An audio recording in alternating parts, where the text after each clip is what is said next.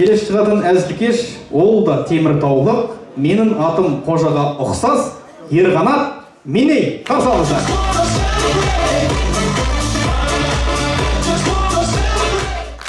Армысыздар қадірлі көрермендер, тағы бір толық шапақтарыңыз болса. Рахмет. Бастамас бұрын бірінші өзім туралы таныстыра кеткенді жөн көріп отырмын. Есімім Меней Ерқанат, Қарапайым Қарағанды облысы, Қаражал ауданы, Жайрем ауылында дүниеге келгенмін. Мынау ауыл дегенде біздің ауыл анандай ерекше ауыл. Қазақтар қазақша сөйлейді, орыстар қазақша сөйлейді, иттердің өзі деп қазақша сөйлеп келеді арасында. Магазинге барасың ғой, тәте, людя тәте, нан бар ма десем, бар жүргенше өзіміз қуып кетеді. Мына біздің ауылдың ерекшелігі, мен кішкентай кезімде тапқырлығымның арқасында ауыл балалық шағым өте қызық өтті. Қалай десеңіздер, 48-ші жазымен Тәпішке кеттім. Кенжағаның Тәпішкесін.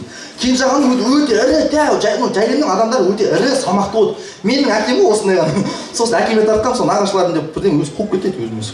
Сосын енді кеш сағат 6-ларда айтты, маңырап малдар келеді, сағат 7-лерде деп сиырлар келеді. Сосын Тәпішкені киіп аламын.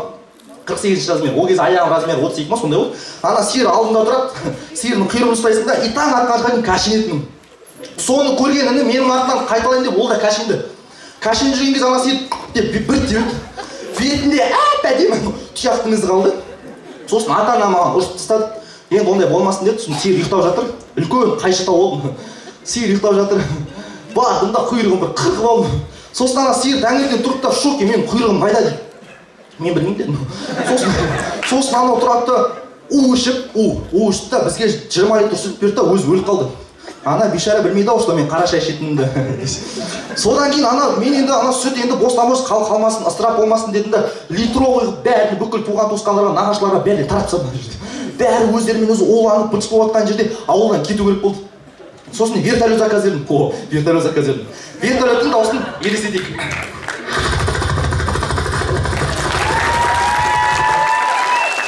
Сосын андай орыстарда күшті сөз бар. Казах беспонтовый казах, соны пайдалана отырып, мен пойызға отырдым. Просто пойыздың дауысында бір жерге салу керек болды.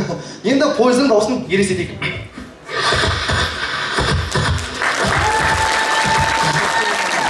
Пойыздан түскен кезде мен ата-анам қарсы алған кезде енді ата-анам тұңғышымын да мен. Неге келе салысымен ата-ана қалдырып кетті, сосын өздері кетіп қалды, сосын біраз жылдан кейін енді көріп отырмын ата-анамды.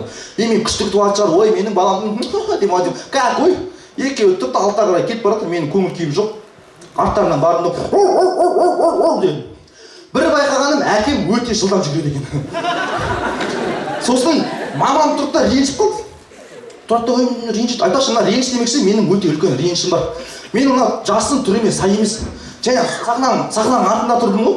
Бір сақал өсіп кеткен бір дәу жігіт тұрды. Братишка, бар, сушняк әкеп берші дейді. Сосын магазин барып кетті, сушняк әкеп бердім. Сосын екеуміз әңгіме айтып отырмыз. Әңгіме барысында қайғылысың дедім. 2006-мын дейді. Мен 99-м ғой. Сосын енді анаған бір күттеу үшін тұрдым да, мен кеттім сахнаға шығып шығып кеттім. Айтқанда осы, ода сақалы бой бермесе де қача кішкене сақал берсе болады ғой деймін да. Қыздарға мұртты беріп жатыр. Қача кішкене сақал болғанда күшті болып, қача 99-ға көрінетінім ғой мен. Содан кейін енді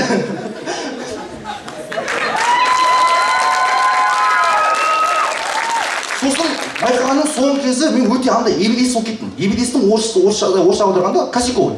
Оң қолымды 4 рет сындырып, 4 рет отаға жатқам. Соңғы рет операция жатқан кезде дос балам больницада практика өтіп жатыр. Айтады, наркоз салды да, все, брат, қорықпа, бәрін өзім істеп беремін, все, уайымдама, бәрін өзім істеймін, қорықпа деді. Ал мен қорықтым. Өйткені ол стоматолог. Операциядан кейін оянсам қолым мынандай ғой. Айттым. Той емес, мен қолым ол. Содан кейін бұл қолдан негізі мен зардап көрген жоқпын, шын айтам. Облыс бойынша өзім спортпен, грек-ариямен айналысқан болатынмын. Облыс бойынша мен 2 күміс жүлдегер атандым. Қарсыластарым үшін өте ыңғайсыз қарсылас болдым. Неге десеңіздер, қолым бүйтеді, бүйтеді, иықтан лақтырып жібересің. Бірінші орында 2 қол осындай бір жігіт алып кетті. Сосын төбелес болған кезде де отырасың ғой, чота мен анама деген кезде жігіттерде төбелес болды ғой, жігіт төбелесіңдер ғой. Сосын бір жігітпен төбелесіп қалған кезде алдымда тұрды ана жігіт. Шында деп неткеніңіз анау шоке ғой, неге ол жақ кірді деген кезде қол бүйтіп жағаны сақы деп алады. Бастаған соң дарқан сауыр шоқ-шоқ дейміз. Содан кейін, мынау енді осы оң қолыма қарамастан армияға не годен деген қағаз болды да, бірақ соның өзіне қарамастан армияға барып өзімнің отан алдындағы борышымды өтеп келгем. Қазақстан қарулы күштерінің үздігі деген медальмен оралған болдым армиядан. Иә, осымен түйін. Адамда шектеу өзінің миында ғана. Сонымен құрметті көрермендер, өздеріңіздің мақсаттарыңызға жетулеріңізге шын жүрекпен тілектеспін. Рахмет.